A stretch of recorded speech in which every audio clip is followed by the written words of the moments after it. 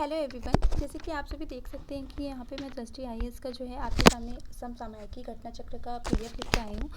और इसमें क्या है, ये हमारी अभी लेटेस्ट है, जो कि दृष्टि 2023 अभी लेटेस्ट है, जिसमें 1 वर्ष का यानी 1 मई 2022 से लेके 15 अप्रैल 2023 अभी तक का सारा करंट अफेयर क्या किया गया है उसको कवर किया गया है। तो ये हमारा जो पीडीएफ है, ये हमारे आने वाले सारे एग्ज़ाम के लिए क्या है, बहुत ही महत्वपूर्ण रहने वाला है। तो चाहे हमारा यूपी पीसीएस हो, आरओ हो, या फिर ईपीएफओ हो, या फिर जो आप लोगों का वीडियो का एग्ज़ाम होगा, उसके लिए भी बहुत महत्वपूर्ण रहने वाला है। और यहाँ पे हम देख सकते हैं कि इस पीडीएफ में लगभग 212 पेजेस हैं, और जिनको हम कोशिश करेंगे कि आज ही कवर कर लें, क्योंकि अब हम रिवीजन के तौर पे इसको देखेंगे, तो इसका फटाफट से ही रिवीजन करेंगे। और तो चलिए स्टार्ट करते हैं। हमारे जो सबसे पहली घटना है जिस पर हम नज़र डालेंगे, आम आदमी पार्टी को राष्ट्रीय दल का दर्जा। ये लेटेस्ट ही है अभी हमारी। तो आम आदमी पार्टी को राष्ट्रीय दल का दर्जा। आम आदमी पार्टी किसकी है? जैसे कि हम सभी जानते हैं, जो आम आदमी पार्टी है वो हमारी किसकी है? अरविंद केजरीवाल जी की है। अब चुनाव चिन्ह जो है आरक्षण व आवंटन, चुनाव चिन्ह आरक्षण या आवंटन जो है आदेश 1968 का है। और इसमें क्या है, इस ऑर्डर के तहत क्या बताया गया है कि जो राष्ट्रीय दलों के रूप में मान्यता प्राप्त करने हेतु तो निर्धारित मानदंड यहाँ पे दिए गए हैं। तो चुनाव चिन्ह आदेश 1968 के तहत राष्ट्रीय दलों के रूप में मान्यता प्राप्त करने के लिए कुछ मानदंड होते हैं, जिनको जब पूरा कर लेते हैं तो किसी भी पार्टी को क्या है, उसको राष्ट्रीय दल का दर्जा दे दिया जाता है। तो वहाँ पे यहाँ पे हम मानदंड देख लेंगे कौन कौन से हैं। कि सबसे पहला जो है हमारा, तो लोकसभा या विधानसभा के किसी आम चुनाव में उस राजनीतिक दल को, जो भी पर्टिकुलर राजनीतिक दल है उसको क्या है, उसको लोकसभा या फिर विधानसभा के किसी आम चुनाव में न्यूनतम किन्हीं 4 राज्यों में से प्रत्येक राज्य में कुल जो वैध मत हैं उन मतों का न्यूनतम 6% मत प्राप्त हुआ हो, और उसने लोकसभा की न्यूनतम 4 सीटें क्या हो, जीती हों, तो उसको क्या है, तो उसको राष्ट्रीय दल का दर्जा दे दिया जाएगा। और दूसरा जो मानदंड है वो हमारा क्या है कि लोकसभा के पिछले आम चुनावों में उस दल ने कुल सीटों की न्यूनतम 2% सीटें प्राप्त की हों, और उस सदन में न्यूनतम 3 राज्यों के दल से प्रत्याशी निर्वाचित हुए हों। और या तो ये हो, या फिर उस राजनीतिक दल को 4 या अधिक राज्यों में से राज्य स्तरीय दल के रूप में मान्यता प्राप्त हो, या फिर ये हो। तो उपयुक्त शर्तों में से किसी एक, ये 3 शर्तें दी हैं, अगर इनमें से किसी एक को भी पूरा करता है कोई भी राजनीतिक दल, तो उस राजनीतिक दल को क्या है, राष्ट्रीय दल के रूप में दर्जा दे दिया जाता है। अब इतना हम लोगों को पता चल गया, यहाँ से हम लोगों ने देख लिया कि जो कोई भी राजनीतिक पार्टी होती है, कोई भी राजनीतिक दल है, उसको राष्ट्रीय दल का दर्जा प्राप्त करने हेतु ये जो मानदंड है, इनमें से किसी एक मानदंड को पूरा करना होता है। तो अब यहाँ पे देखेंगे कि 10 अप्रैल 2023 को भारत निर्वाचन आयोग ने दिल्ली के जो मुख्यमंत्री हैं अरविंद केजरीवाल, और उनकी जो पार्टी है आम आदमी पार्टी, उसको राष्ट्रीय दल का क्या है, दर्जा दे दिया है। तो राष्ट्रीय दल का दर्जा मिल चुका है इनको। अब जबकि अखिल भारतीय तृणमूल कांग्रेस यानी AITMC और भारतीय राष्ट्रीय कम्युनिस्ट पार्टी CPI तथा राष्ट्रवादी कांग्रेस पार्टी NCP, इन तीनों को क्या हुआ है, इनका राष्ट्रीय दल का दर्जा वापस ले लिया गया है। इस प्रकार वर्तमान में अब क्या है, कुल राष्ट्रीय दलों की संख्या कितनी है, 6 है। हाल ही में संपन्न गुजरात विधानसभा 2022 आम आदमी पार्टी के प्रदर्शन की समीक्षा से क्या स्पष्ट होता है, गुजरात में जो विधानसभा चुनाव में 2022 में, तो उसमें जो आम आदमी पार्टी का प्रदर्शन रहा है, उसकी समीक्षा से यह स्पष्ट होता है कि इस पार्टी के जो प्रत्याशियों ने क्या किया है, उक्त चुनाव में कुल वैध मतों का 12.92% मत प्राप्त किया है। तो हमारी एक शर्त इसने कंप्लीट कर ली है। इसके अतिरिक्त गुजरात विधानसभा की कुल 182 सीटें, तो यहाँ से याद रखेंगे गुजरात विधानसभा में कुल कितनी सीटें, 182 सीटें, जिनमें से आम आदमी पार्टी ने 5 सीटें जीतने में सफल रही है। अब क्योंकि इसने मानदंडों को पूरा कर लिया है, इस प्रकार आम आदमी पार्टी ने गुजरात राज्य स्तरीय दल के रूप में मान्यता प्राप्त करने हेतु निर्धारित मानदंड को पूरा कर लिया है। उल्लेखनीय है कि आम आदमी पार्टी को पंजाब, गोवा और राष्ट्रीय राजधानी क्षेत्र दिल्ली में पहले से ही राज्य स्तरीय दल के रूप में मान्यता प्राप्त है। अब क्या हुआ, इस प्रकार आम आदमी पार्टी को कुल 4 राज्यों में से राष्ट्रीय दल का दर्जा प्राप्त हो चुका है। ज्ञातव्य है कि चुनाव चिन्ह आरक्षण आवंटन आदेश, जो कि अभी हमने यहाँ पे देखा है, उसके लिए जो भी मानदंड है उसको क्या किया है कि अतिरिक्त राष्ट्रीय राजधानी क्षेत्र दिल्ली शामिल है। उल्लेखनीय है कि आम आदमी पार्टी का जो, हमें पता है कि आम आदमी पार्टी का जो चुनाव चिन्ह है वो क्या है, झाड़ू है। अब राष्ट्रीय दलों की वर्तमान में संख्या देख लेंगे। राष्ट्रीय दलों की वर्तमान में संख्या कितनी है, 6 है। कौन कौन सी, INC यानी भारतीय राष्ट्रीय Congress, Bharatiya Janata party, Bahujan Samaj party, CPI यानी भारतीय कम्युनिस्ट पार्टी मार्क्सवादी है, और नेशनलवादी पीपल्स पार्टी आम आदमी पार्टी। तो ये हमारे अब वर्तमान में राष्ट्रीय दलों की संख्या कितनी हो गई, 6 हो गई। अब नेक्स्ट हम घटना की तरफ जाएंगे। तो ये है हमारा vibrant village program. Vibrant village program में क्या है कि केंद्रीय वित्त मंत्री द्वारा, वित्त मंत्री हमारी कौन है, निर्मला सीतारमण जी, तो इनके द्वारा जब बजट भाषण 22-23 के दौरान क्या हुआ, वाइब्रेंट विलेज कार्यक्रम की घोषणा की गई थी। इस कार्यक्रम के तहत क्या प्रावधान है, इस कार्यक्रम के तहत क्या बताया गया कि जो छिटपुट जनसंख्या वाले, सीमित कनेक्टिविटी एवं अवसंरचना वाले उत्तरी सीमा के सीमावर्ती गाँवों को क्या किया जाएगा, आच्छादित करने की परिकल्पना की गई है, जो अक्सर विकास के लाभों से क्या रह जाते हैं, वंचित रह जाते हैं। तो इस कार्यक्रम के तहत किसको लाभ मिलेगा, जो छिटपुट जनसंख्या वाले, सीमित कनेक्टिविटी एवं संरचना वाले उत्तरी सीमा के सीमावर्ती गाँव हैं उनको, जो कि क्या हमेशा अक्सर क्या रहते हैं, जो विकास के लाभ हैं उनसे वंचित रह जाते हैं। अब यहाँ पे देखेंगे इसके वाइब्रेंट विलेज प्रोग्राम से जुड़े जो संबंधित तथ्य हैं उनको एक बार पढ़ेंगे कि 10 अप्रैल 2023 को जो हमारे गृह मंत्री हैं अमित शाह ने वाइब्रेंट विलेज कार्यक्रम को लॉन्च किया। तो क्वेश्चन बन सकता है कि वाइब्रेंट विलेज कार्यक्रम को लॉन्च किसने किया, अमित शाह जी ने लॉन्च किया। इस कार्यक्रम को अरुणाचल प्रदेश, कहाँ से लॉन्च किया गया, तो अरुणाचल प्रदेश के अंजाव जिले में एक सीमावर्ती गांव है केबितु। केबितु हमारा लास्ट पॉइंट भी है, में दक्षिण मिला केबितु से लॉन्च किया गया। उल्लेखनीय है कि 15 फरवरी 2023 को, अच्छा इसको मान्यता का मंजूरी कब दी गई थी इस प्रोग्राम को, तो 15 फरवरी 2023 को प्रधानमंत्री नरेंद्र मोदी की अध्यक्षता में केंद्रीय मंत्रिमंडल ने वाइब्रेंट विलेज प्रोग्राम को मंजूरी दे दी गई थी। अब एक केंद्र प्रायोजित, यह क्या है, एक केंद्र की योजना है। इसकी मंजूरी जो है, इसको मंजूरी दी गई है 2022-23 का जो वित्त वर्ष है, वित्त वर्ष 2022-23 से 2025-26 के लिए प्रदान की गई है। इस अवधि के लिए इसका जो वित्तीय आवंटन है वो कितना है, 4800 करोड़ रुपए।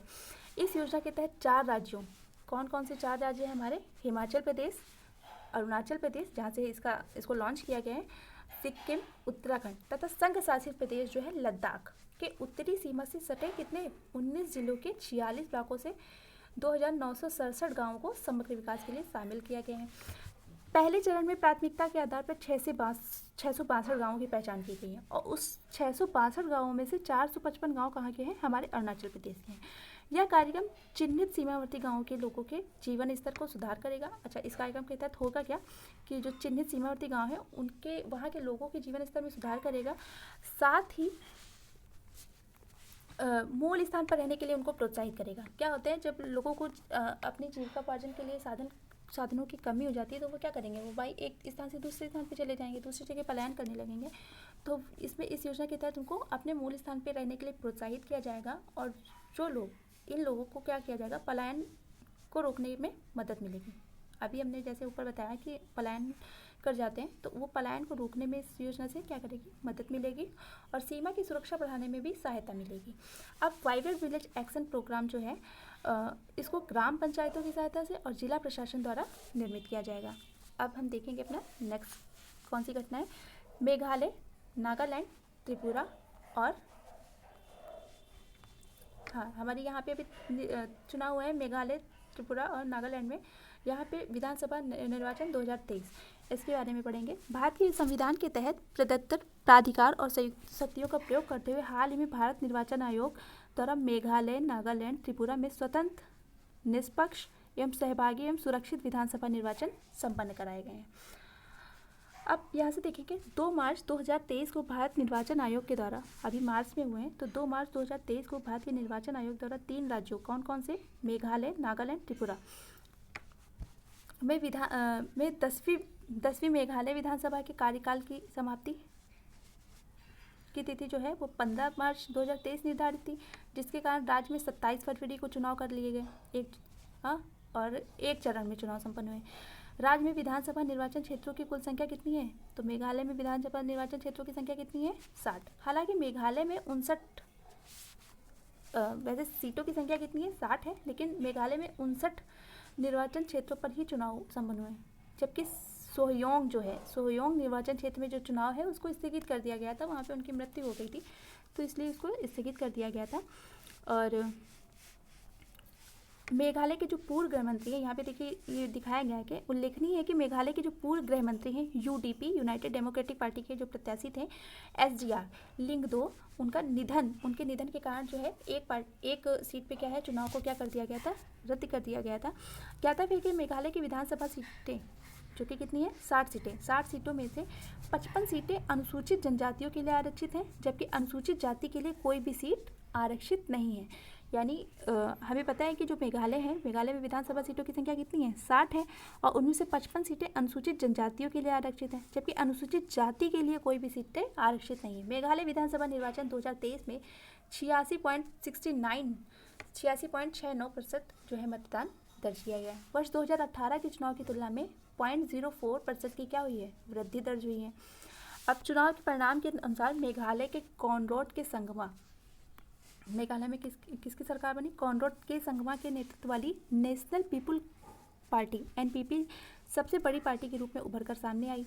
7 मार्च 2023 को कॉनरॉड के संगमा ने लगातार दूसरे कार्यकाल हेतु मेघालय के मुख्यमंत्री के रूप में शपथ ग्रहण कर लिए। तो ये हमारे मेघालय के मुख्यमंत्री बन गए हैं कौन, कॉनरॉड के संगमा, और इन्होंने दूसरी बार मुख्यमंत्री के रूप में शपथ ली है। प्रिस्टोन टाइनसोंग तथा स्नी आओ भलंग धर के उप मुख्यमंत्री के रूप में इन्होंने शपथ ली है। कौन, प्रिस्टोन टाइनसोंग और स्नी आओ भलंग धर जो है इन्होंने क्या ली है, उप मुख्यमंत्री के रूप में शपथ ग्रहण की है। 9 मार्च 2023 को एनपीपी नेशनल पीपुल्स पार्टी के थॉमस ई संगमा को 11वीं मेघालय विधानसभा का अध्यक्ष चुना गया, विधानसभा के अध्यक्ष चुने गए यहाँ पे। अब प्रमुख चुनाव परिणाम जो है वो मेघालय के यहाँ पे दिए गए हैं कि जो नेशनल पीपुल्स पार्टी है एनपीपी, उसने 26 सीटों पर विजय प्राप्त की है 31.49 मतों के साथ। यूनाइटेड डेमोक्रेटिक पार्टी ने 11 सीटों पे यहाँ पे ये जो है दे दिया गया है। इसको हम ज़्यादा डीप में नहीं जाके पढ़ेंगे। अब हम आ जाएंगे नागालैंड। नागालैंड में क्या हुआ है, नागालैंड की जो चुनाव हुए हैं, तो नागालैंड में 13वीं नागालैंड विधानसभा के कार्यकाल की समाप्ति जो तिथि थी वो क्या थी, 12 मार्च। 13वीं नागालैंड विधानसभा की जो कार्यकाल था उसका जो समाप्ति हो रही थी वो 12 मार्च से हो रही थी, जिसके कारण 27 फरवरी को एक ही चरण में यहाँ पे भी चुनाव संपन्न हो गए। राज्य में विधानसभा निर्वाचन क्षेत्रों की संख्या कितनी है, यहाँ पे भी सीटों की संख्या कितनी है, 60 है, जिसमें से 59 सीटें अनुसूचित जनजातियों के लिए आरक्षित हैं। अब हालांकि नागालैंड में 59 निर्वाचन क्षेत्रों हेतु चुनाव संपन्न हुए, नागालैंड में पूरी सीटों पर चुनाव संपन्न हुए, जबकि अकुलुटो निर्वाचन क्षेत्र से भारतीय जनता पार्टी के प्रत्याशी काजिलो किनीपी निर्विरोध चुने गए। 59 सीटों में निर्वाचन हेतु चुनाव संपन्न किए गए, और जबकि जो अकुलुटो जो है वहाँ के निर्वाचन क्षेत्र से बीजेपी के प्रत्याशी हैं काजितो किनीनी, उनको निर्विरोध विजयी घोषित कर दिया गया है।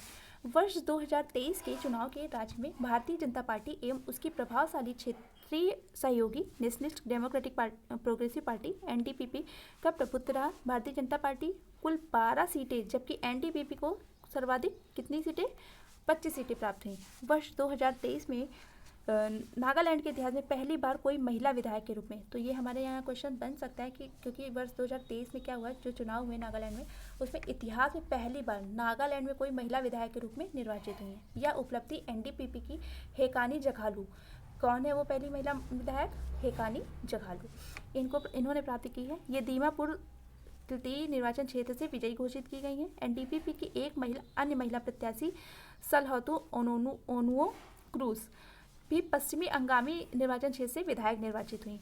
7 मार्च 2023 को क्या हुआ, 7 मार्च 2023 को एनडीपीपी के नेता नेफ्यू रियो, एनडीपीपी के नेता है नेफ्यू रियो, उन्होंने 5वें कार्यकाल हेतु नागालैंड के मुख्यमंत्री के रूप में शपथ ग्रहण की। तो नागालैंड के मुख्यमंत्री हमारे कौन बन गए, नेफ्यू रियो, और हमारे मेघालय के कॉनरेड संगमा।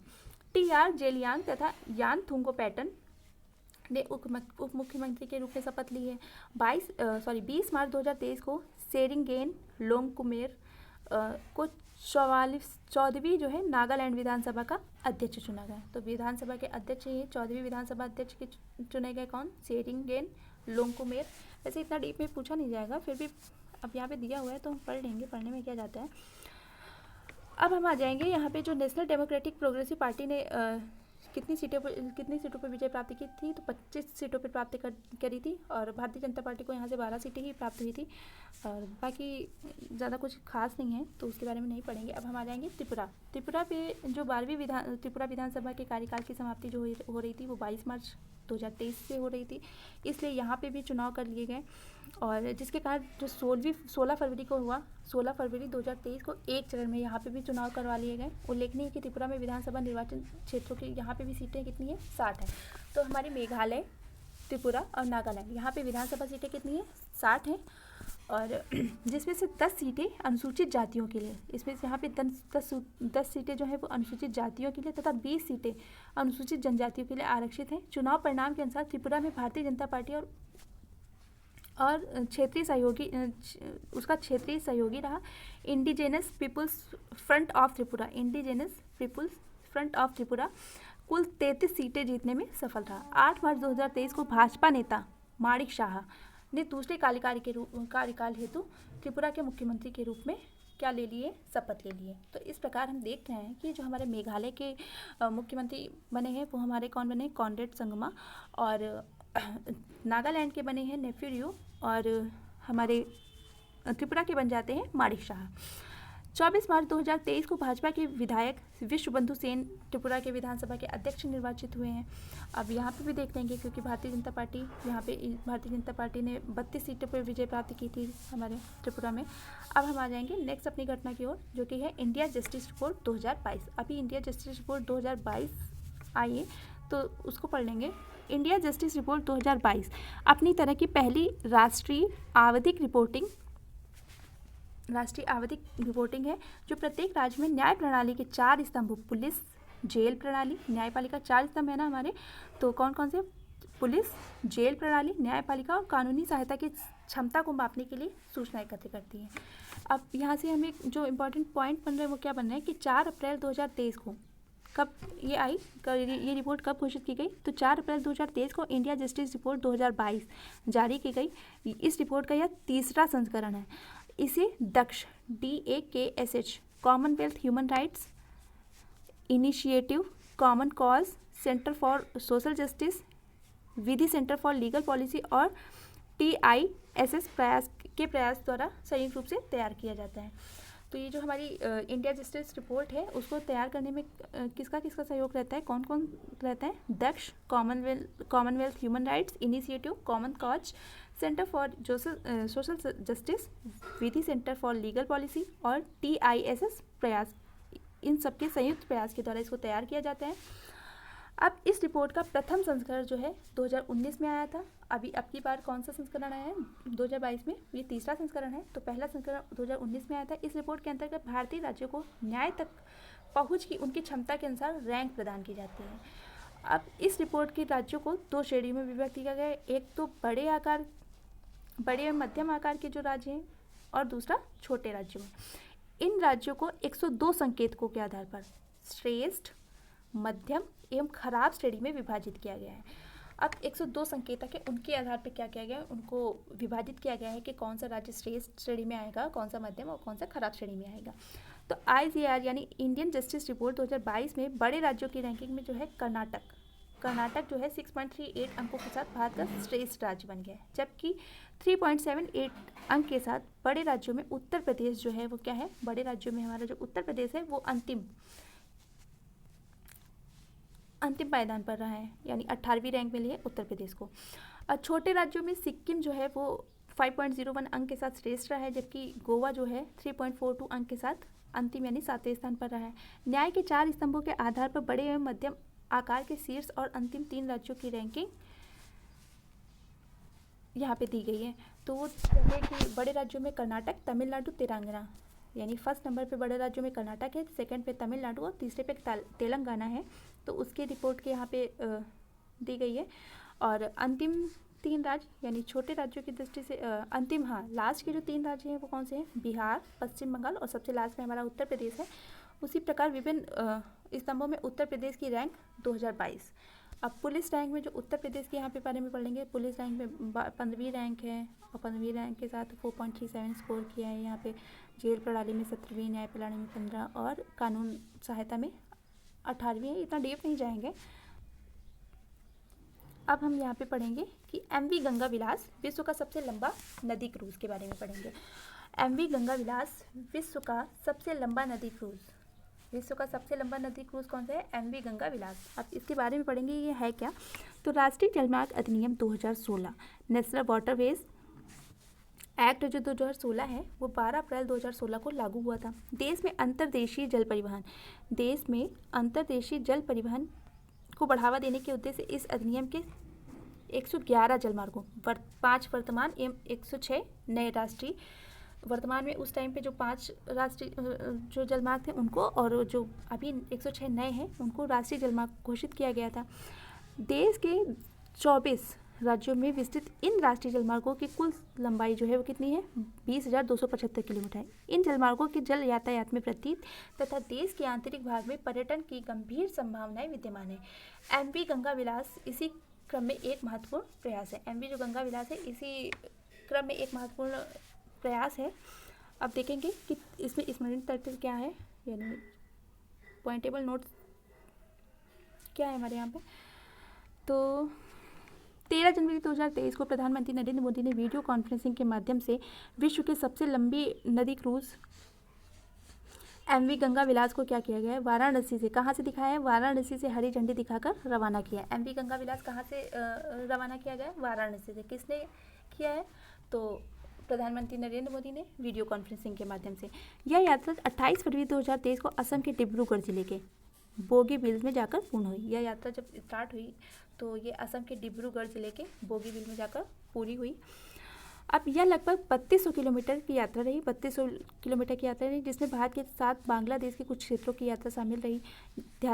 जैसा कि हमें ज्ञात है कि MV गंगा विलास क्रूज यात्रा राष्ट्रीय जलमार्ग संख्या 1 यानी हल्दिया, राष्ट्रीय जलमार्ग संख्या हमारा 1 कहाँ से कहाँ तक है? हल्दिया से प्रयागराज, तथा राष्ट्रीय जलमार्ग संख्या 2 धुबरी से सदिया से होकर गुजरा। और राष्ट्रीय जलमार्ग संख्या 2 कहाँ है हमारी? धुबरी से सदिया से होकर गुजरा। राष्ट्रीय जलमार्ग संख्या के 1 के बारे में यहाँ देखिए बता दिया गया है कि गंगा नदी पर गंगा भागीरथी हुगली नदी प्रणाली से निर्मित है, जबकि राष्ट्रीय जलमार्ग संख्या जो है वो ब्रह्मपुत्र नदी प्रणाली से बना है। साथ ही यह क्रूज यात्रा कोलकाता से धुबरी तक इंडो बंगला प्रोटोकॉल मार्ग से भी होकर गुजरा है। यह यात्रा कुल 27 नदी प्रणालियों से होकर गुजरा है।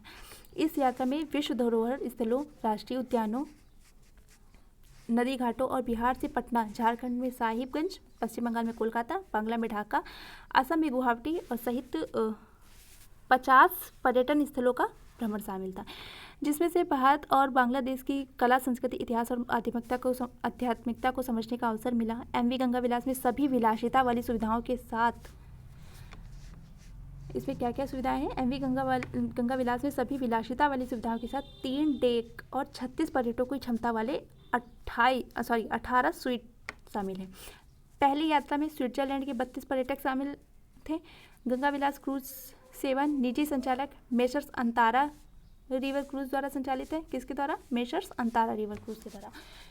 जैसे कि ज्ञात है हमें, MV गंगा विलास पोत की लंबाई कितनी है? 62.5 मीटर एवं चौड़ाई कितनी है? 12.8 मीटर है।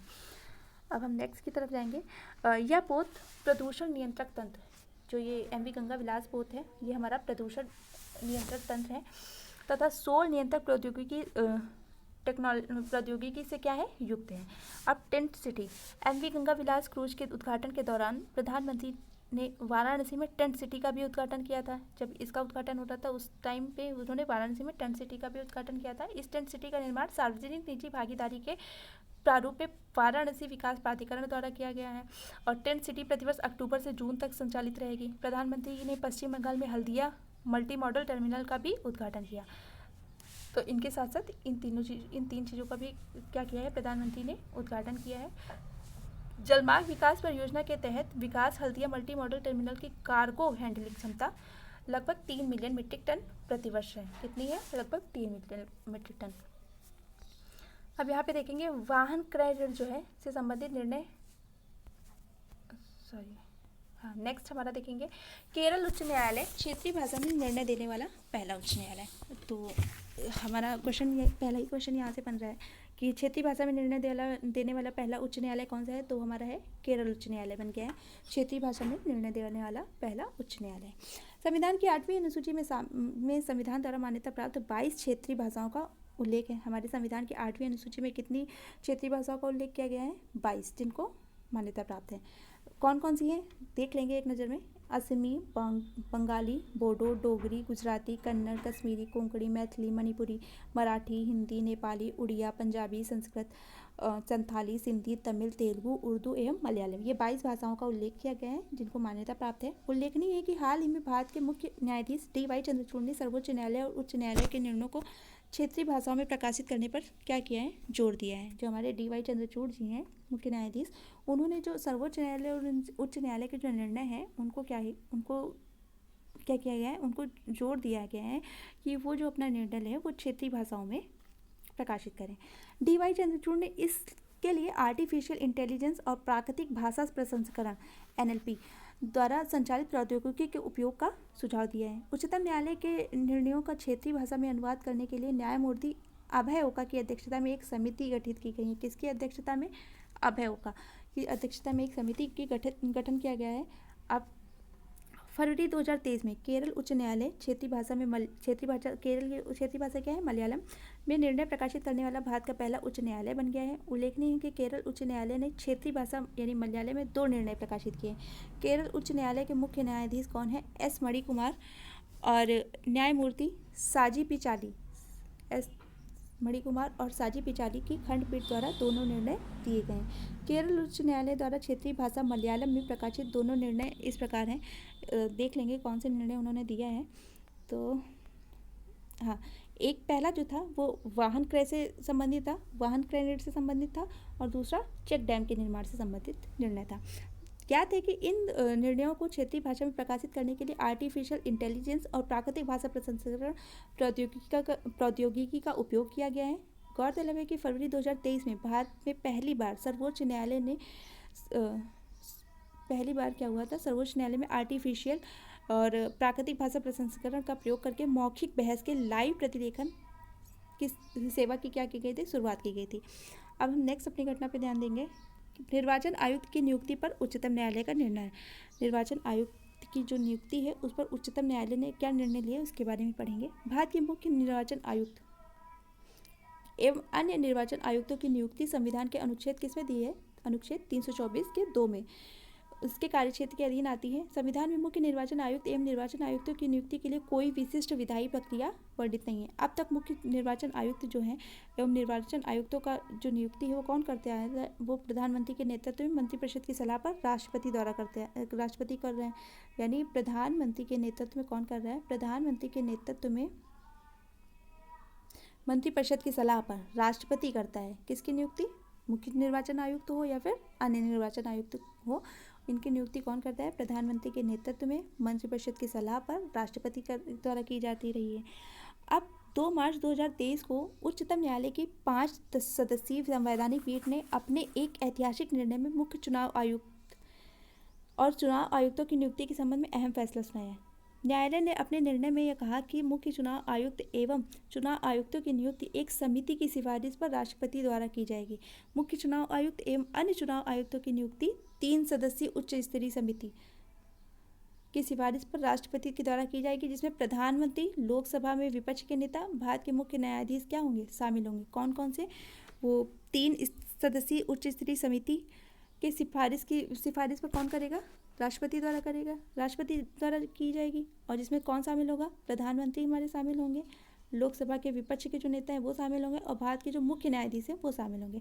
लोकसभा में विपक्ष के नेता उपलब्ध न होने पर सबसे अधिक जनप्रतिनिधि वाली जो विपक्षी दल का नेता है इस समिति का सदस्य होगा। अगर लोकसभा में विपक्ष का नेता उपलब्ध नहीं है तो उसमें उसकी जगह पे कौन शामिल होगा, उसकी जगह पे सबसे अधिक जो जनप्रतिनिधि वाले जो विपक्षी दल का नेता है उस समिति में शामिल होगा। जब तक संसद संविधान के अनुच्छेद 324(2) के अधीन कोई विधि नहीं बना लेती, कोई कानून नहीं बना लेती, तब तक उपयुक्त दिशा निर्देश प्रभावी रहेंगे। अभी तक क्या था, अभी तक जो है चुनाव आयुक्त की नियुक्ति कैसे होती थी, प्रधानमंत्री के द्वारा मंत्रिपरिषद की सलाह पर राष्ट्रपति जी करते थे। लेकिन अब क्या होगा, अब जो है अब इसके लिए एक 3 सदस्यीय उच्च स्तरीय समिति की सिफारिश पर राष्ट्रपति करेंगे, और उसमें कौन शामिल होगा, प्रधानमंत्री, लोकसभा में विपक्ष के नेता और भारत के मुख्य न्यायाधीश क्या होंगे, शामिल होंगे। ये तीनों उस समिति में शामिल होंगे। अब आगे देखेंगे। अब 5 सदस्यीय संविधान पीठ की अध्यक्षता न्यायमूर्ति के.एम. जोसेफ जो है उन्होंने की। पीठ के अन्य सदस्यों में न्यायमूर्ति अजय रस्तोगी, न्यायमूर्ति अनिरुद्ध बोस, तो 5 सदस्यीय संविधान पीठ की अध्यक्षता में की गई थी, जिसकी अध्यक्षता कौन कर रहे थे, न्यायमूर्ति के.एम. जोसेफ कर रहे थे। और अन्य सदस्य कौन थे, न्यायमूर्ति अजय रस्तोगी, न्यायमूर्ति अनिरुद्ध बोस, ऋषिकेश रॉय और टी रवि कुमार इसमें शामिल थे। अब हम नेक्स्ट अपनी घटना की तरफ चलेंगे। Annual states of education reports जारी की गई है। तो असर का पूर्ण रूप annual states of education reports, ये क्या है, ASER, annual state of education reports. इस रिपोर्ट को गैर सरकारी शिक्षण संगठन प्रथम द्वारा जारी किया जाता है। कौन जारी करता है, गैर सरकारी शिक्षण संगठन है प्रथम के द्वारा ये जारी की जाती है असर, ASER। और भारत के लगभग सभी ग्रामीण जिलों में 2005 में से यह सर्वेक्षण संचालित किया जा रहा है। इसके माध्यम से जांच की जाती है कि ग्रामीण भारत के कितने बच्चे स्कूल, क्या है इस रिपोर्ट में क्या देखा जाता है कि ग्रामीण भारत के कितने बच्चे स्कूल जा रहे हैं और कितने बच्चे आसान पाठ पढ़ पाने की बुनियादी गणित पे सक्षम है। आसान पाठ जो है उसको पढ़ पा रहे हैं, उसको, और जो बुनियादी गणित है उसको समझ पाने में सक्षम है। इसके तहत ये देखा जाता है। अब इसके तहत हम देखेंगे कि जो स्मरणीय तथ्य हैं वो क्या हैं। 18 जनवरी 2023 को annual state of education report असर ग्रामीण 2022 जारी की गई। रिपोर्ट में ग्रामीण भारत के 3 से 16 वर्ष के आयु वर्ग के जो बच्चे हैं उनकी नामांकन स्थिति दर्ज की गई। इसके साथ ही रिपोर्ट जो है 5 से 16 वर्ष आयु वर्ग के बच्चों को पढ़ने और गणित करने की बुनियादी जो क्षमताएं हैं उन पर भी केंद्रित है। असर 2022 में भारत के 616 जिलों के कुल 19,060 गाँवों को शामिल किया गया है। 6 से 14 वर्ष की आयु वर्ग के बच्चों को नामांकन दर विगत 15 वर्षों में 95% से ऊपर रही है। यह आंकड़ा वर्ष 2018 में 97.2% से बढ़कर 2022 में 98.4% हो गया है। वर्ष 2022 में 11 से 14 वर्ष आयु वर्ग के बच्चों में अनामांकित लड़कियों का आंकड़ा गिरकर 2% घट गया है। यहाँ पे जो लड़कियों का प्रतिशत है वो क्या हुआ है, घट गया है। अब गौरतलब है कि यह आंकड़ा उत्तर प्रदेश में 4% है। इसके अतिरिक्त वर्ष 2022 में 15 से 16 आयु वर्ग के जो 7.9% लड़कियाँ अनामांकित थी, जबकि 2018 में यह आंकड़ा 13.5% था। सिर्फ 3 राज्यों में 15 से 16 वर्ष आयु वर्ग की अनामांकित लड़कियों का जो अनुपात है वो 10% अधिक है। कौन कौन से 6 राज्यों में, एक मध्य प्रदेश, यहाँ पे 17% है यहाँ, और उत्तर प्रदेश और छत्तीसगढ़। अब देखेंगे हम हुबली जंक्शन, विश्व का सबसे लंबा रेल प्लेटफॉर्म। अभी तक हम गोरखपुर के बारे में गोरखपुर पढ़ते थे। अब विश्व का सबसे लंबा रेलवे प्लेटफॉर्म हो गया, वो कौन सा है, हुबली जंक्शन। श्री सिद्धारूढ़ा स्वामी जी हुबली जंक्शन को सामान्यतः श्री सिद्धारूढ़ा स्वामी जी SSS यानी SSS हुबली जंक्शन के नाम से जाना जाता है। SSS Hubli junction. क्या था कि वर्ष 2015 में हुबली जंक्शन का नाम बदलकर हुबली जंक्शन का नाम बदलकर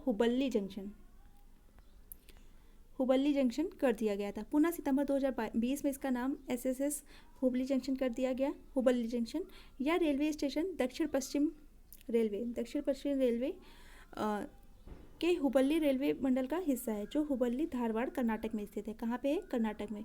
हुबली, इसको हम ले जाके पश्चिम बंगाल में नहीं जाएंगे, ये हमारा कहाँ पे, कर्नाटक में स्थित है। अब 13 जनवरी 2023 को गिनीज वर्ल्ड रिकॉर्ड में हुबली जंक्शन स्थित प्लेटफॉर्म संख्या 8 को विश्व के सबसे लंबे रेलवे प्लेटफॉर्म के रूप में का दर्जा दिया गया है। 12 मार्च 2023 को प्रधानमंत्री नरेंद्र मोदी द्वारा प्लेटफॉर्म का उद्घाटन किया गया है। इसकी लंबाई 1507 मीटर है। इसके पहले यह खिताब उत्तर प्रदेश के गोरखपुर रेलवे स्टेशन स्थित प्लेटफॉर्म के नाम था।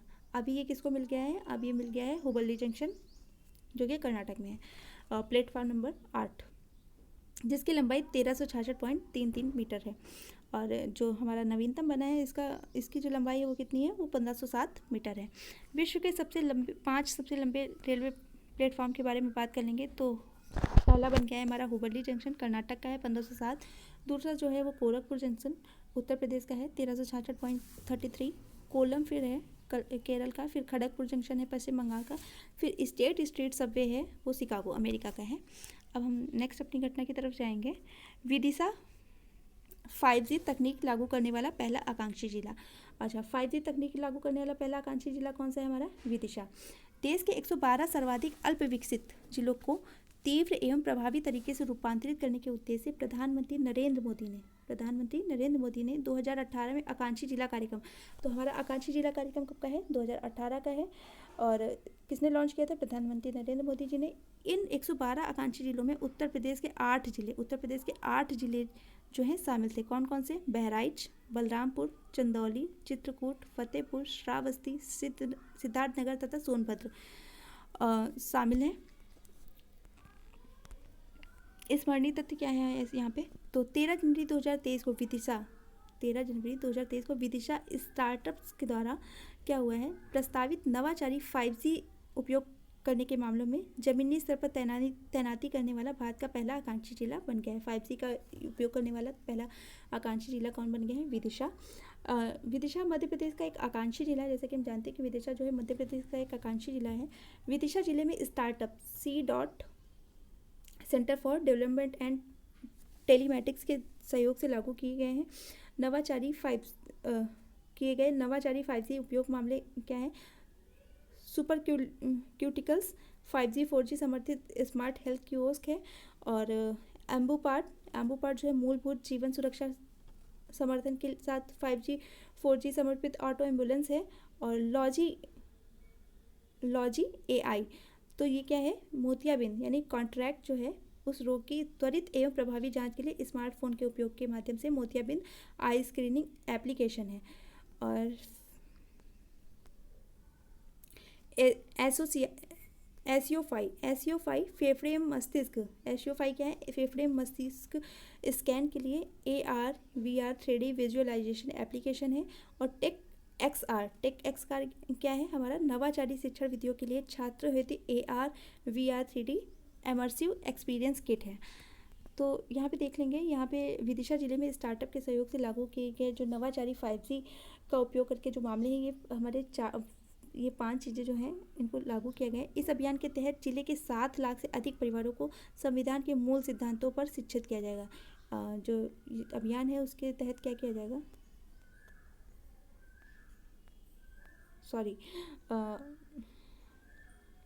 भाई मैं सोची ये कहाँ से आ गया। तो ये इस प्रकार से हमारा क्या हो गया, जो विदिशा है हमारा वो 5G तकनीक लागू करने वाला पहला आकांक्षी जिला बन चुका है। विदिशा कहाँ का है? मध्य प्रदेश का एक जिला है। अब हमारा आ जाएगा भारत का पहला संविधान साक्षर जिला। भारत का पहला संविधान साक्षर जिला कौन सा है? कोल्लम। ये कहाँ का है? हमारा केरल का है। भारत के संविधान लागू होने के 70 वर्ष से अधिक समय बाद भी अधिकतर नागरिक इसके मूल्यों एवं दस्तावेज में समाहित जो गहन संकल्पनाएं हैं उनसे परिचित नहीं है। बहुत सारे लोग हैं ऐसे जो हैं हमारे संविधान से पूरी तरीके से परिचित नहीं है। अतः संविधान के संदेश के प्रसार के उद्देश्य से सिविल सोसाइटी संगठनों, सरकारी एजेंसियों आदि ने सरल, सहज एवं लोकप्रिय क्रियाकलाप आधारित पहलों को लॉन्च किया है ताकि नागरिक जो है राष्ट्र निर्माण में अपना योगदान दे सकें। अब 14 जनवरी 2023 को केरल के कोल्लम को भारत का पहला संविधान साक्षर जिला घोषित कर दिया गया है। यह घोषणा केरल के मुख्यमंत्री पिनाराई विजयन द्वारा की गई है। कोल्लम की यह उपलब्धि संविधान साक्षरता अभियान जो है द सिटीजन 2022 का परिणाम है। यहाँ संविधान साक्षरता अभियान चलाया गया था, क्या? द सिटीजन 2022, और उसी का परिणाम है ये।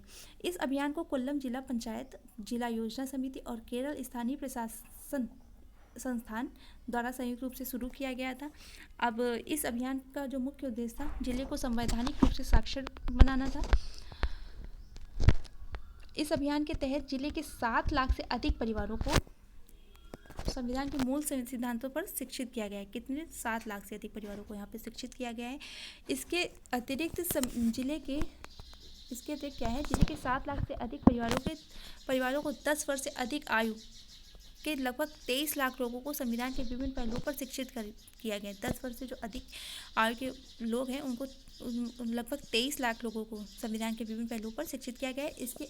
इस अभियान के अंतर्गत शामिल लगभग 2000 प्रशिक्षकों, ट्रेनर्स और सीनेटर्स, है ना, ट्रेनर्स, जिनको क्या किया गया है, सीनेटर्स कहा गया है। इस अभियान के अंतर्गत लगभग 2000 प्रशिक्षकों को शामिल किया गया था, जिनको सीनेटर्स बोलते हैं, सीनेटर्स कहा गया है। अब राष्ट्रीय ग्रीन हाइड्रोजन मिशन।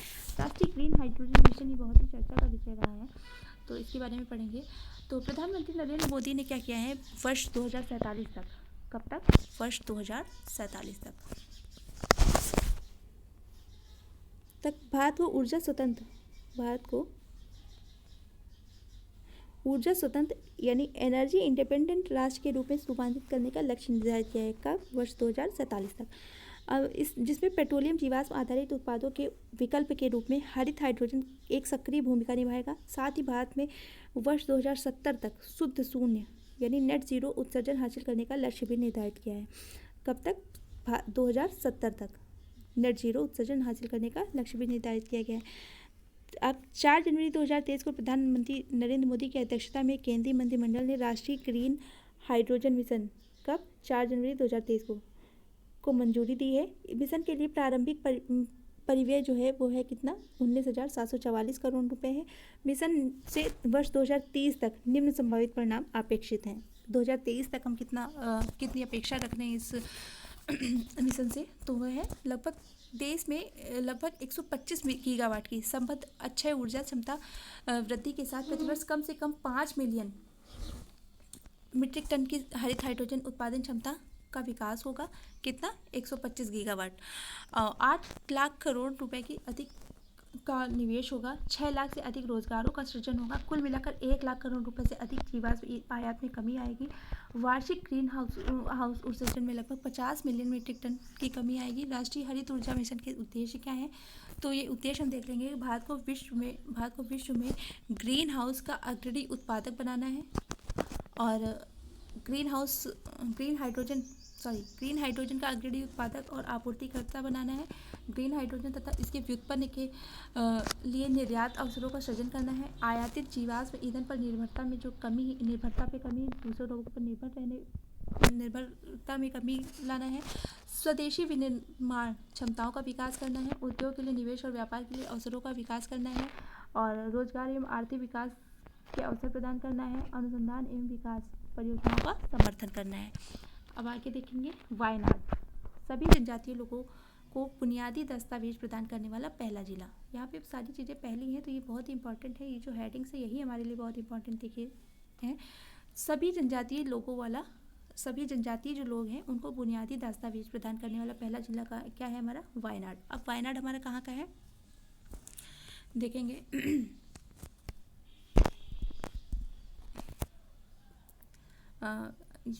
वायनाड जो हमारा वो केरल का है एक जिला है।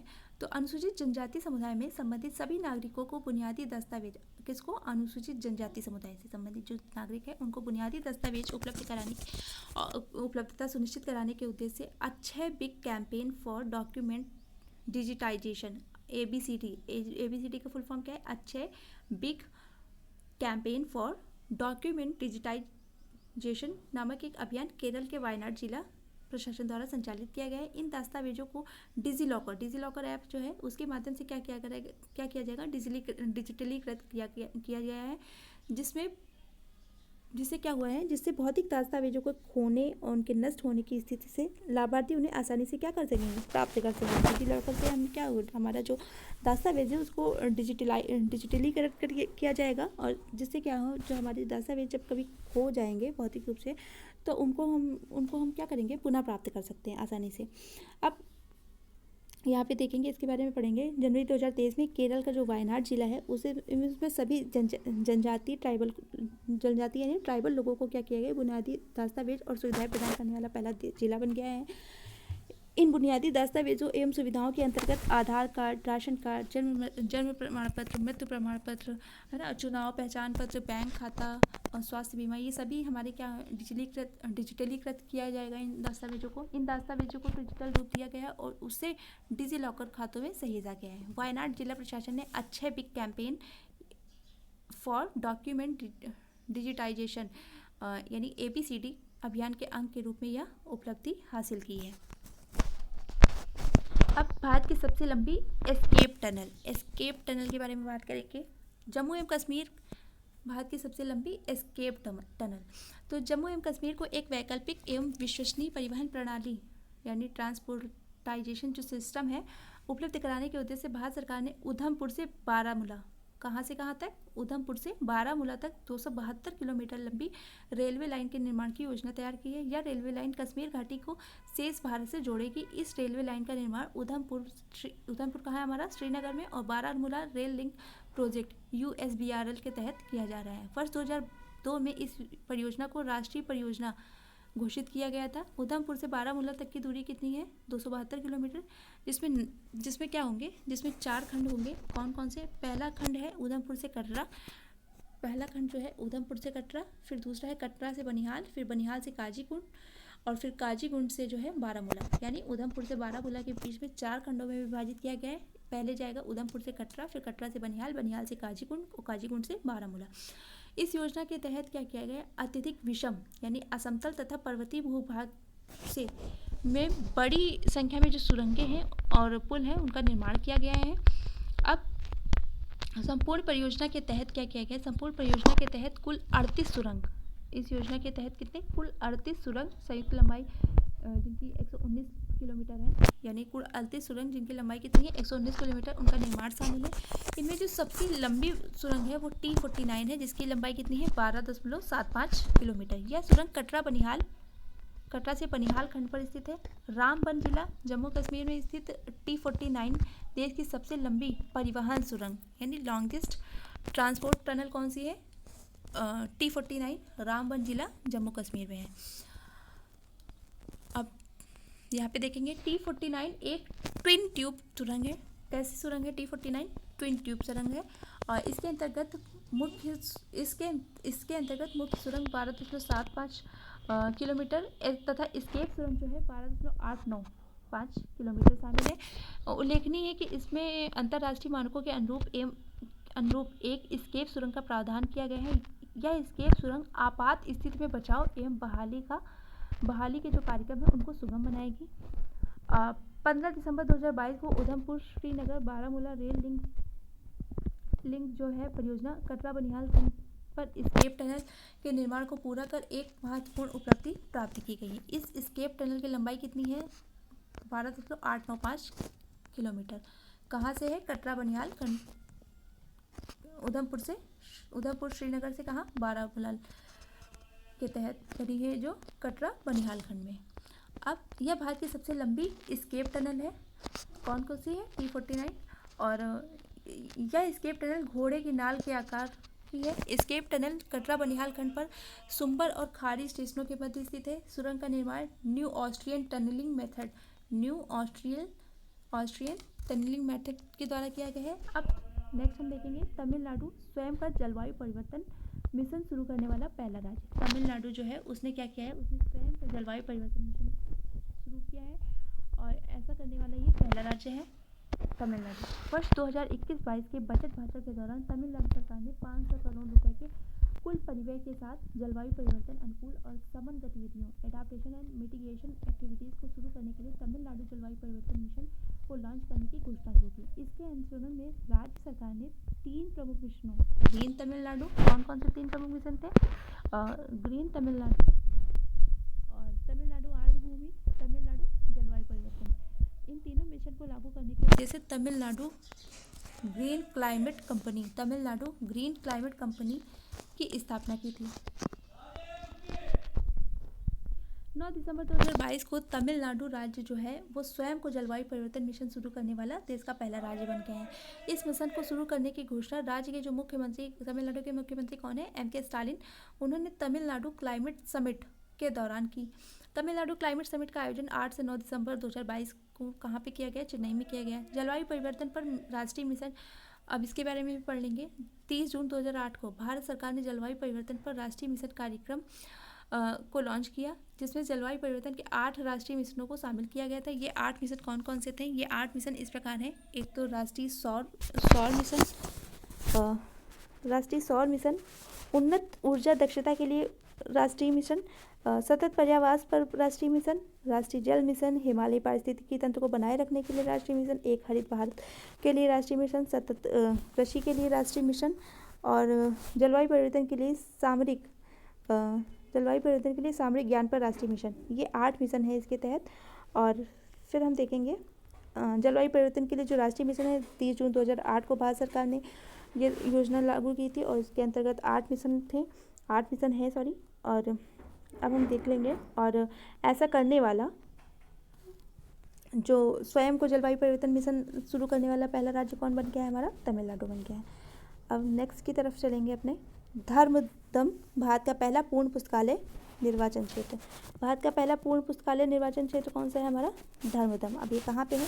धर्मदम विधानसभा निर्वाचन क्षेत्र जो है वो केरल के कन्नूर, केरल बहुत ही प्रोग्रेसिव राज्य है, तो केरल के कन्नूर जिले में स्थित है। यह केरल के 140 विधानसभा निर्वाचन क्षेत्र, केरल में 140 विधानसभा निर्वाचन क्षेत्रों में से एक है। कौन सा? कन्नूर जिले में धर्मदम विधानसभा, धर्मदम। केरल विधानसभा चुनाव 2021 में यहाँ से मार्क्सवादी कम्युनिस्ट पार्टी CPIM के पिनाराई विजयन जो है वो केरल के वर्तमान में मुख्यमंत्री हैं। तो जो पिनाराई विजयन है वो किस पार्टी से है? वो है मार्क्सवादी कम्युनिस्ट पार्टी से हैं और ये विधायक के रूप में चुने गए थे। अब यहाँ पे देखेंगे हम केरल का जो धर्मदम जो विधानसभा क्षेत्र है वो भारत का पहला पूर्ण पुस्तकालय निर्वाचन क्षेत्र बन गया है। अब यहाँ पे देखेंगे हम इसके अंतर्गत क्या किया गया। यह देश का पहला विधानसभा निर्वाचन क्षेत्र है जिसके प्रत्येक स्थानीय निकाय वार्ड में पुस्तकालय है। यहाँ यह देश का पहला ऐसा विधानसभा निर्वाचन क्षेत्र है जहाँ प्रत्येक स्थानीय निकाय वार्ड में क्या है? एक पुस्तकालय है। उल्लेखनीय है कि इस निर्वाचन क्षेत्र में कुल 138 वार्ड हैं। इस 138 वार्ड में से 63 वार्ड जो है में कोई पुस्तकालय नहीं था। हालांकि एक जन संगठन people's mission for social development की सहायता से ये जो शेष 63 वार्ड है यहाँ पे भी पुस्तकालय क्या हुआ? यहाँ पे भी पुस्तकालय कार्य जो है स्थापित कर दिया गया और ये कार्य पूरा किया गया। पुथुवाइल नारायण यानी PN पडिक्कर को केरल में पुस्तकालय आंदोलन के जनक के रूप में जाना जाता है। किसको? PN पडिक्कर को केरल में पुस्तकालय आंदोलन के जनक के रूप में जाना जाता है। और क्योंकि यहाँ पे देखिए हर वार्ड में पुस्तकालय है और केरल सबसे शिक्षित राज्य इसीलिए है क्योंकि यहाँ पे एजुकेशन के मामले में बहुत सारे काम किए जा रहे हैं। और वर्ष 1996 में PN पडिक्कर के सम्मान में केरल सरकार ने 19 जून को वायनादिनम डे के रूप में, यानी वायनादिनम का मतलब क्या होता है? रीडिंग डे के रूप में घोषित किया। कब मनाया जाता है? 19 जून को। किसकी पुण्यतिथि पर? PN पडिक्कर के सम्मान में मनाई जाती है। विश्व का पहला पाम लीफ पांडुलिपि संग्रहालय। अब यहाँ पे ये भी पढ़ लेंगे। पाम लीफ पांडुलिपि संग्रहालय ये कहाँ पे बना है? ये हाल ही केरल की राजधानी जो है तिरुवनंतपुरम, वहाँ पे विश्व के पहले ताड़ के पत्तों पे ताड़ के पांडुलिपि संग्रहालय का शुभारंभ किया गया है। संग्रहालय में 187 पांडुलिपियों का संग्रह 187 पांडुलिपियों का संग्रह किया है जो प्राथमिक स्रोतों पर आधारित कहानियों का विवरण प्रदान करती है। संग्रहालय पूर्ववर्ती त्रावणकोर साम्राज्य के जटिल भूमि प्रबंधन, ऐतिहासिक घोषणाओं और अंतर्राष्ट्रीय समझौतों के बारे में भी जानकारी प्रदान करता है। अब हम आगे पढ़ेंगे भारत का सबसे बड़ा तरल अपशिष्ट उपचार संयंत्र। भारत के सबसे बड़े तरल अपशिष्ट उपचार संयंत्र के बारे में पढ़ेंगे। तो तरल अपशिष्ट वर्षा जल अपवाह और मानव गतिविधियों के उत्पन्न जल का दूषित रूप है। तरल अपशिष्ट क्या है? तरल अपशिष्ट वर्षा जल जो है वो अपवाह और मानव गतिविधियों के से उत्पन्न जो है जल है उसका दूषित रूप है। इसे सीवेज भी कहा जाता है। किसको? तरल अपशिष्ट को सीवेज कहा जाता है।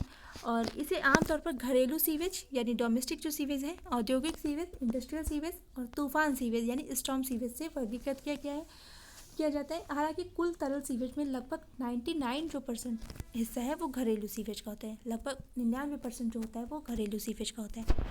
अब आंध्र प्रदेश के तिरुपति नगर निगम ने फाइटोरिड तकनीकी, कहाँ पे?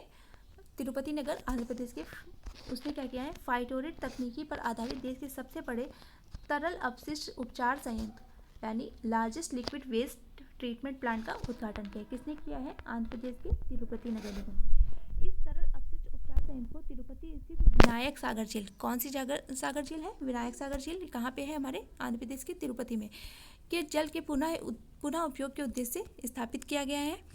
अब इस तरल अपशिष्ट उपचार संयंत्र को स्वयं आंध्र प्रदेश मिशन पहल के भाग के रूप में स्थापित किया गया है। इस संयंत्र की स्थापित क्षमता जो है प्रतिदिन 5 MLD million litre per day, MLD का मतलब होता है मिलियन लीटर पर डे है। और अपशिष्ट जल उपचार के लिए फाइटोरेट तकनीकी का विकास वैज्ञानिक और औद्योगिक अनुसंधान परिषद के राष्ट्रीय पर्यावरण अभियांत्रिकी अनुसंधान संस्थान नीरी द्वारा किया गया है। नीरी हमारा कहाँ है? नागपुर में है। और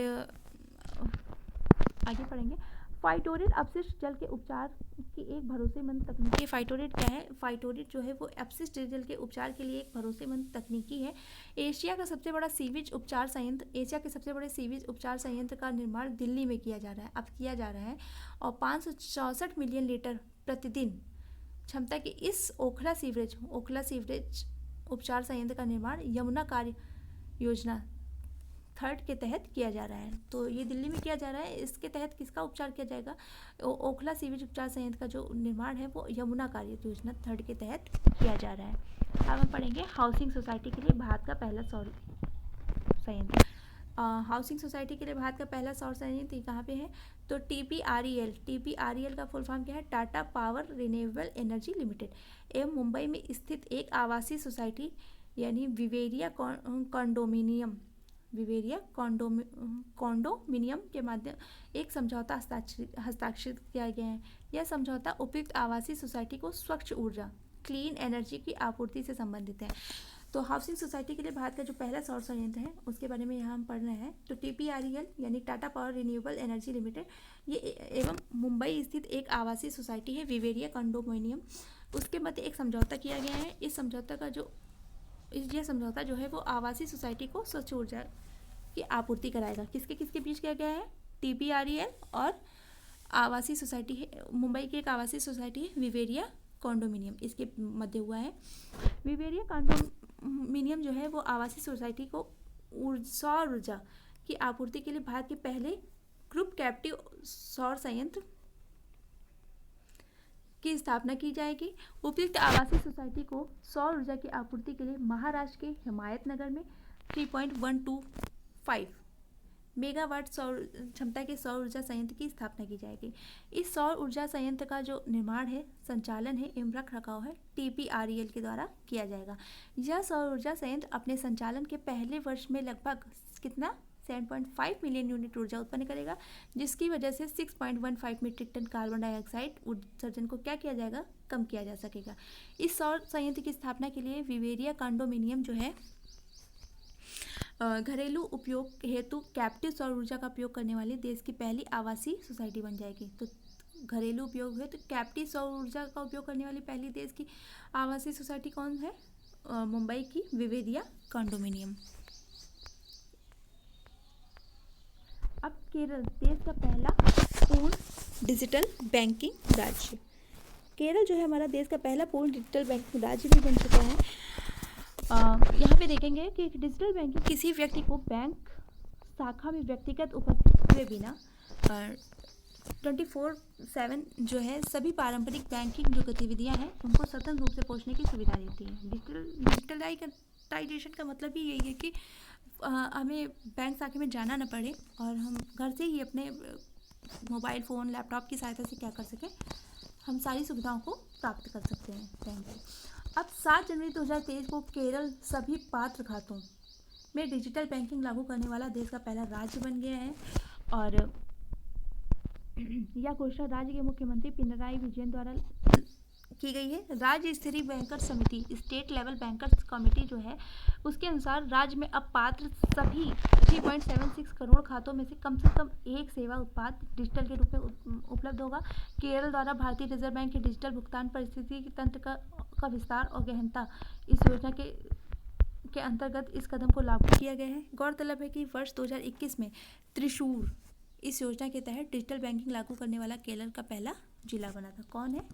त्रिशूर। त्रिशूर जो है ये केरल का पहला जिला बना था ऐसा करने वाला। अब आ जाएंगे हम स्मार्ट कार्यक्रम। स्मार्ट कार्यक्रम के तहत, स्मार्ट कार्यक्रम का हम पहले फुल फॉर्म देख लेंगे। Smart, SMART, scope for main streaming Ayurvedic. Smart कार्यक्रम जो है हमारा वो आयुर्वेदिक से संबंधित है, आयुर्वेद से संबंधित है। तो scope for mainstreaming Ayurveda research and in teaching professions, teaching professionals. तो scope for mainstreaming Ayurveda research in teaching professionals. Smart कार्यक्रम ये हमारा जो क्वेश्चन है बहुत बार बन चुका है एग्जामिनेशन में और आगे भी इम्पॉर्टेंट रहने वाला है। तो इस पहल के अंतर्गत ऑस्टियोआर्थराइटिस यानी आयरन की कमी से होने वाले एनीमिया और क्रोनिक ब्रोंकाइटिस, डिस्लिपिडेमिया और रूमेटॉइड आर्थराइटिस, मोटापा, मधुमेह और मेलिटेस, सोराइसिस आदि में क्या किया जाएगा? आदि में नवीन अनुसंधान विचारों पर बढ़ावा देने पर ध्यान केंद्रित किया गया है। अब स्मरणीय तथ्य क्या है यहाँ पे? 2 जनवरी 2023 को देश में आयुर्वेद के क्षेत्र में अनुसंधान एवं विकास को बढ़ावा देने हेतु स्मार्ट कार्यक्रम प्रारंभ किया गया। तो स्मार्ट कार्यक्रम किस लिए? आयुर्वेद के क्षेत्र में अनुसंधान एवं विकास को बढ़ावा देने के लिए चालू किया गया है। और इस कार्यक्रम को विभिन्न चिकित्सा प्रणाली के राष्ट्रीय आयोग NCISM, चिकित्सा प्रणाली के राष्ट्रीय आयोग NCISM, national commission for Indian system of medicine और केंद्रीय आयुर्वेदिक विज्ञान अनुसंधान परिषद CCRAS, central council for research in Ayurveda science ने संयुक्त रूप से प्रारंभ किया है। अब नेक्स्ट देखेंगे। उल्लेखनीय है कि NCISM एवं CCRAS दोनों ही भारत सरकार की जो है आयुष मंत्रालय के अधीनस्थ क्या है? प्रमुख संस्थान है। इसका उद्देश्य चिकित्सकीय शोध एवं नैदानिक अनुसंधान में व्यापक बदलाव लाना है। अब हम नेक्स्ट पढ़ेंगे सामाजिक प्रगति सूचकांक 2022। सामाजिक प्रगति सूचकांक 2022 भारत के राज्य और जिले के बारे में पढ़ेंगे कि किसने क्या प्रगति की है। तो वर्ष 2014 में इंस्टीट्यूट फॉर कॉम्पिटिटिवनेस भारत ने सोशल प्रोग्रेस इम्परेटिव के साथ मिलकर इंस्टीट्यूट फॉर कॉम्पिटिटिवनेस और ने क्या किया है? भारत के जो सोशल प्रोग्रेस इम्परेटिव है उसके साथ मिलकर सामाजिक प्रगति भारत सोशल प्रोग्रेस इंडिया नामक एक पहल लॉन्च की थी। वर्ष 2017 में इंस्टीट्यूट द्वारा सामाजिक प्रगति सूचकांक भारत के राज्य यानी social progress index state of India नामक रिपोर्ट को लॉन्च किया।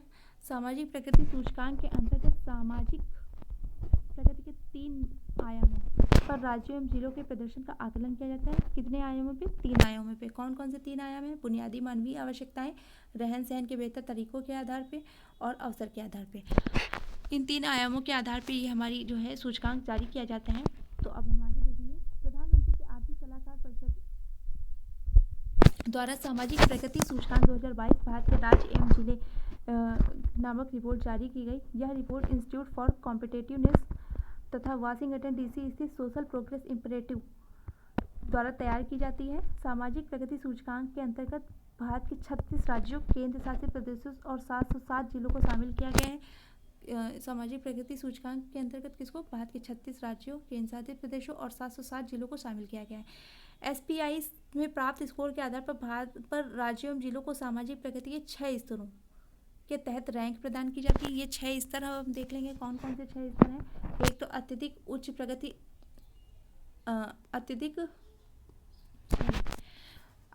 उच्च सामाजिक प्रगति के आधार पर, उच्च सामाजिक प्रगति के आधार पर, ऊपरी मध्य सामाजिक प्रगति के आधार पर, निम्न मध्य सामाजिक प्रगति के आधार पर, निम्न सामाजिक प्रगति के आधार पर देखेंगे और अत्यधिक निम्न सामाजिक प्रगति के आधार पर 6 भागों में विभाजित किया गया है।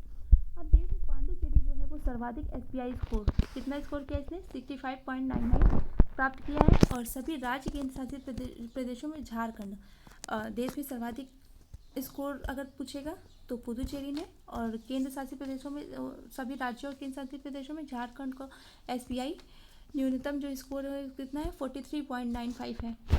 अब सबसे ऊपर देख लेंगे। सबसे ऊपर जो है वो हमारा पुदुचेरी है। अभी जैसे कि हम लोगों ने पढ़ा पुदुचेरी, दूसरे नंबर पे लक्षद्वीप, फिर गोवा, सिक्किम, मिजोरम, इसी प्रकार से तमिलनाडु, ये हमारे राज्य हैं। और जो सेकंड जारी की गई है टायर सेकंड में क्या हुआ है? टायर सेकंड में जम्मू कश्मीर, पंजाब, ये सारी चीज़ें ये सारे स्टेट शामिल थे। उत्तर प्रदेश टायर 5 में जो है हमारा उत्तर प्रदेश, उड़ीसा, मध्य प्रदेश ये शामिल किए गए थे। तो देश के कुल 58 जिले स्तर फर्स्ट में जो है अत्यधिक उच्च सामाजिक प्रगति में शामिल हैं। 58 जिले इस प्रकार से हमारे 58 जिले जो हैं उच्च, जो टायर फर्स्ट में क्या क्या है, अत्यधिक उच्च सामाजिक प्रगति में शामिल किए गए हैं। और देश में सर्वाधिक जो है आइजोल मिजोरम को प्राप्त हुआ है, बिहार के 27, जबकि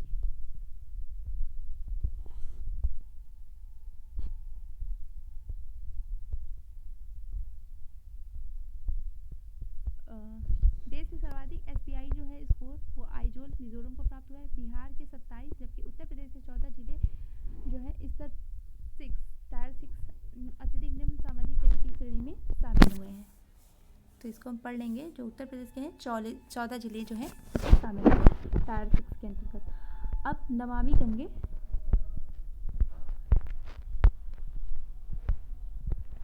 पहल को संयुक्त राष्ट्र की मान्यता प्राप्त हुई है। अब नमामि गंगे जो योजना है उसको जो है संयुक्त राष्ट्र की